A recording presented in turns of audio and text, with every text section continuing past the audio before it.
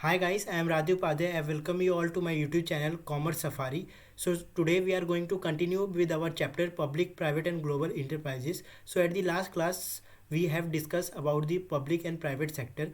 So at the private sector we have discussed two of the topics, sole proprietorship and another was partnership. So fastly I'm going to just recall some of the points. So the first which we have discussed was about the private sector. The private sector, we have discussed two of the points. First is sole proprietorship. In the sole proprietorship we have seen that there are only one person and who totally manage all of his business. मतलब इसका अब हुआ क्या? देखो sole proprietorship में हमने basically यही पढ़ा था कि वहाँ पे एक ही बंदा होगा जो पूरे फॉर्म को चला रहा होगा, उसके अलावा ना ही उसके कोई वर्कर्स होंगे ना ही वहाँ पे कोई काम करने वाले होंगे, तो वो टोटली वही रिस्पॉन्सिबल होगा जो भी उस फॉर्म में कर रहा है, ठीक है। और उसके बाद हमने पार्टनरशिप पढ़ा था। पार्टनरशिप में ये रहता है कि टू और मोर पर्सन आ जाते हैं, मतलब कि अब आप पार्टनरशिप करोगे तो किसी के संग मिल के करोगे, बस उसी को हम बोलते हैं पार्टनरशिप। तो इसको हमने लास्ट क्लास में डिस्कस किया था। आज हम फर्दर प्राइवेट सेक्टर के आगे देखते हैं और इसमें कौन से पॉइंट ऐड होते हैं। So here I have make some of the flow chart for the Indian economy. There are basically two sectors. First is public sector and another is private sector. So at the public sector we have discussed about the department, understanding, stationery corporation and government companies. And in the private sector we have discussed about the sole proprietorships and partnership. Today we are going to discuss about the joint Hindu family companies, multinational corporation and cooperatives. So today, and another topic was that of global enterprises. So today we are going to cover all the chapter, and today the chapter will complete. So fastly I'm going to again discuss some of the points that you have to totally clear about the sole proprietorship, because before going to the further we have to must know what is mean by the sole. Sole means only one person. Always remember, I'm just recalling some of the points. Sole means only one person. And at the partnership we have discussed about the when there are two or more person. When there are two or more person, at least two person must be there.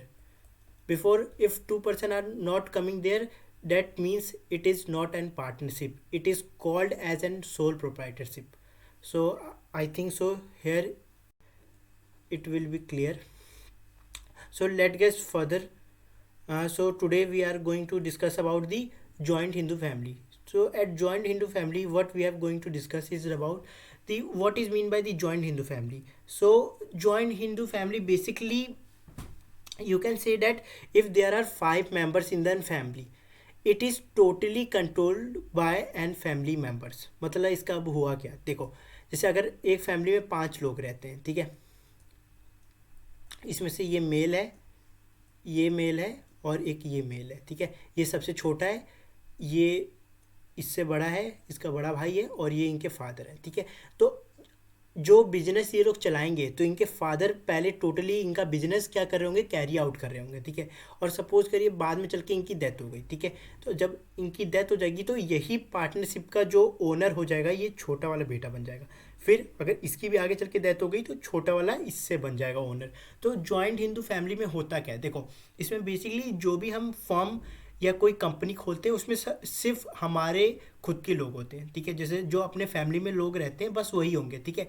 और जैसे जैसे जो इसमें सबसे ज़्यादा adult होता है उसी को हम बनाते हैं कौन, as the owner of the company, ठीक है। फिर जैसे जैसे टाइम बीतता जाता है, जैसे उसकी डेथ हो गई तो उसके बाद कोई और जो उससे ज़्यादा सीनियर होगा वो बनेगा, जो उसके बाद जो घर में सीनियर होगा ना, जैसे मैं क्या बताना चाहता हूँ ये देखो, जैसे ये आपके ग्रैंड फादर हैं, ठीक है, जैसे एक ग्रैंड फादर हो गए, ठीक है, ग्रैंड फादर हो गए, ठीक है, और ये आपके फादर हो गए, ठीक है, और ये आपका ब्रदर हो गया, ठीक है, और आपका ये स्मॉल ब्रदर हो गया, मान लो ऐसे ऐसे मान लो आप, ठीक है। जैसे इतने लोग एक फैमिली में रहते हैं, ठीक है, ये इतने लोग एक फैमिली में रहते हैं, ठीक है।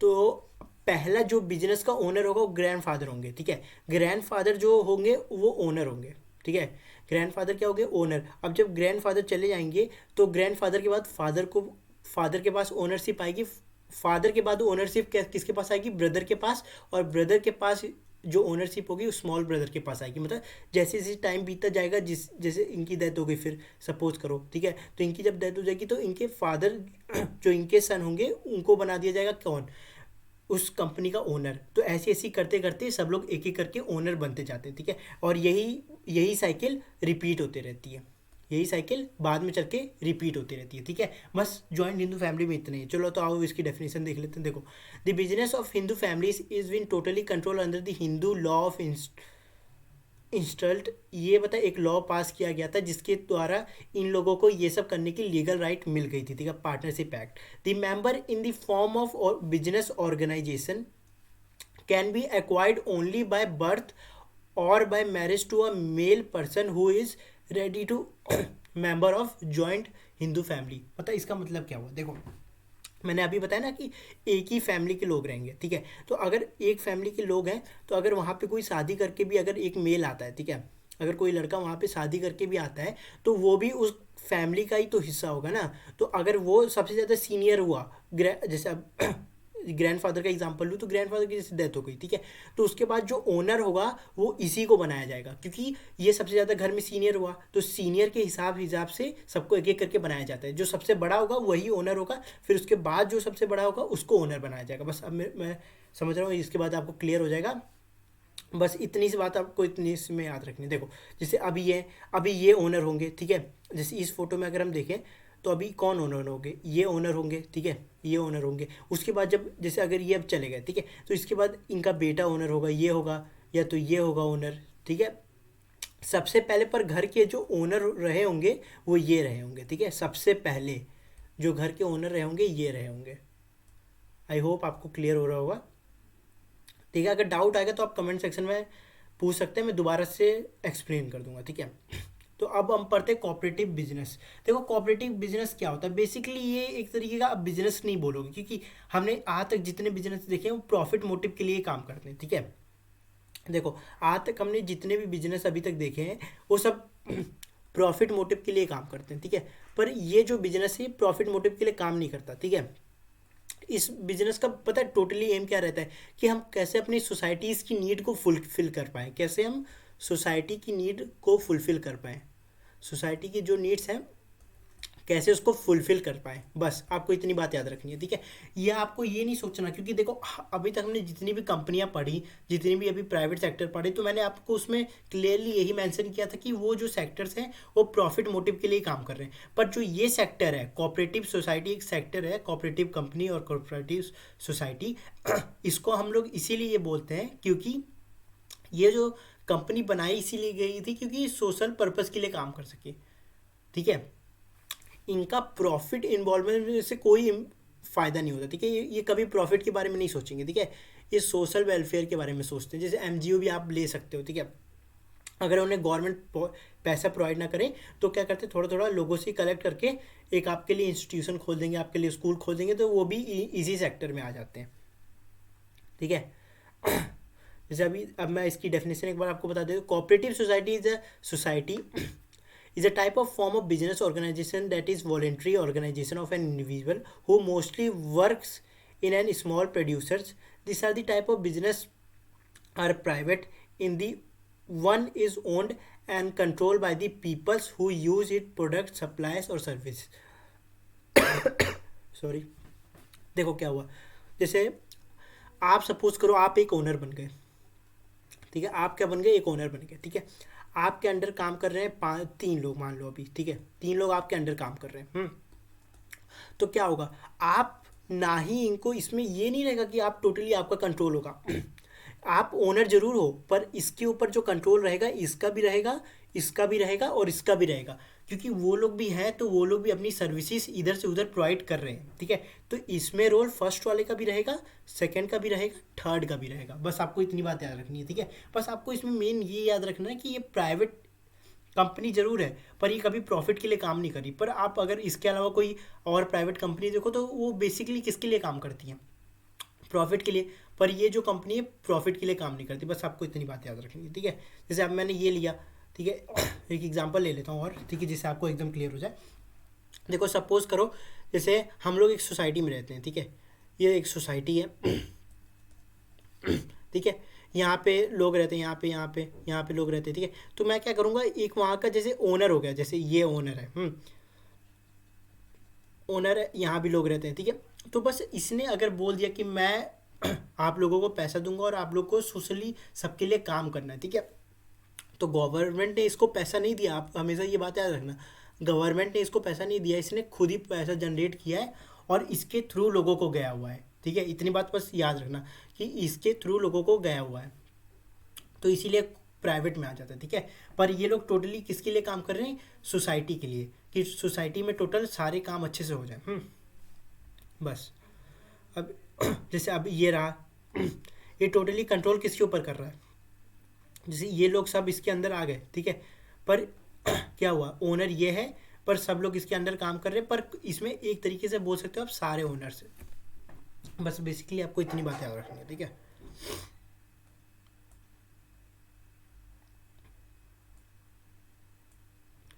अब देखो, जैसे अब आता है ग्लोबल इंटरप्राइजेस। तो ग्लोबल इंटरप्राइजेस मतलब एकदम बेसिकली ये होता है ना कि जो भी you can say that further which we are doing throughout the global industries, all the things that we are doing in the global industries further we are doing in the India. So इसका मतलब क्या हुआ, देखो जो भी काम हम लोग बाहर कर रहे हैं, ठीक है। अगर आज मैं गया, अगर मैंने आज अपनी जाकर कंपनी एक बाहर खोल ली, एक इंटरप्राइजेस अपनी बाहर खोल ली, ठीक है, एक अपनी इंस्टीट्यूशन बाहर खोल ली, तो पता है उसका मतलब क्या होगा कि मैं ग्लोबल इंटरप्राइजेस में आ चुका हूँ अब, क्योंकि मैंने इंडिया के थ्रू इंडिया के जीडीपी में कंट्रीब्यूट नहीं किया, ठीक है, सॉरी, इंडिया की जीडीपी में कंट्रीब्यूट नहीं किया, पर मैंने टोटली कंट्रीब्यूट किस में किया, मैंने कंट्रीब्यूट किया कि ग्लोबल जीडीपी में, ठीक है। कि जो ग्लोबल की जीडीपी, जैसे मैं सपोज करो अमेरिका जाकर काम कर रहा हूँ, तो अगर मैं अमेरिका जब मैं जाकर काम कर रहा हूँ तो मैं ग्लोबल इंटरप्राइजेस में आ जाऊँगा, ठीक है, क्योंकि मैं फर्दर बाहर जाकर काम कर रहा हूँ, ठीक है। A company which is doing business all over the world, all over the world, simple मैंने बोला ना, ऑल द ग्लोबल, ग्लोबल मतलब ही ये होता है कि भाई वर्ल्ड, ठीक है। ग्लोबल मतलब ही होता है वर्ल्ड। बस आपको क्लियरली इतनी बात याद रखनी है, ठीक है। आपको क्लियरली इतनी बात याद रखनी है, ठीक है। बस कि ग्लोबल मतलब होता है वर्ल्ड, कि वर्ल्ड के थ्रू आपके कितने सारे काम हो रहे हैं। एक्सचेंज ऑफ गुड, जैसे अगर मान लो अगर इंपोर्ट और एक्सपोर्ट भी हो रहा है अपने कंट्री में, ठीक है, इंपोर्ट और एक्सपोर्ट भी हो रहा है अपने कंट्री में, तो किसके थ्रू हो रहा है, सिंपली बताऊँ किसके थ्रू हो रहा है, ग्लोबल इंटरप्राइजेस के थ्रू ही हो रहा है, क्योंकि बाहर बाहर की कंपनियां आकर हमारे यहाँ पैसे लगाती हैं, तो उसको भी बोला जाएगा ग्लोबल इंटरप्राइजेस, क्योंकि वो हमारी कंपनीज नहीं है, वो अपने इंडिया में कंट्रीब्यूट नहीं कर रही हैं, बस वो आकर हमारे यहाँ फॉर्म खोल ले रही हैं, तो इसलिए वो ग्लोबल इंटरप्राइजेस में आ जाता है। तो अभी ये चैप्टर ऑलमोस्ट कंप्लीट हो गया पूरा, ठीक है। देखो इसमें हमने सोल प्रोप्राइटरशिप के बारे में पढ़ लिया, एक बार मैं क्विकली आपको सारे पॉइंट्स फिर से रिकॉल कर देता हूँ, ठीक है। देखो, तो सोल प्रोप्राइटरशिप में हमने क्या पढ़ा, देखो इसमें क्या रहेगा ना कि एक ही पर्सन रहेगा और वो पूरे बिजनेस का ओनर होगा, ठीक है। पूरे बिजनेस का क्या होगा, वो ओनर होगा, ठीक है। इतनी बात आ गई। पार्टनरशिप में ये होता है ना कि पार्टनरशिप में दो, ठीक है, या दो से ज़्यादा लोग आ जाते हैं, ठीक है। जॉइंट हिंदू फैमिली में क्या रहता है, एक खुद की फैमिली रहती है, उसमें कितने मेंबर हो सकते हैं, पर जो सबसे बड़ा होगा घर का मेंबर उसी को हम बोलेंगे कौन, ओनर ऑफ द बिजनेस, ठीक है। And another was point was that there are two type of company that we have to more discuss about the public and private sector. At the previous video I have just given you some of the example of public and private sector, so I hope you have clear this topic about the companies. And another one cooperative and multinational corporation. So multinational corporation के बारे में बता देता हूँ। देखो multinational corporation क्या होता है ना, अभी मैंने एक इंडस्ट्रीज के बारे में बताया, ठीक है। तो अभी क्या होगा ना, अगर इसके ज़्यादा एक से ज़्यादा दो, अगर मैं दो कंपनियां चलाने लग गया तो मल्टीनेशनल हो गया ना भाई। मैं एक से ज़्यादा, मल्टी क्या होता है, मल्टी मतलब तीन या दो से ज़्यादा, बस इतनी बात याद रखनी है आपको। तो आई होप आपको ये चैप्टर अच्छा लगा होगा, समझ आया होगा। So thank you guys for watching our video. Please like, share and subscribe to our channel.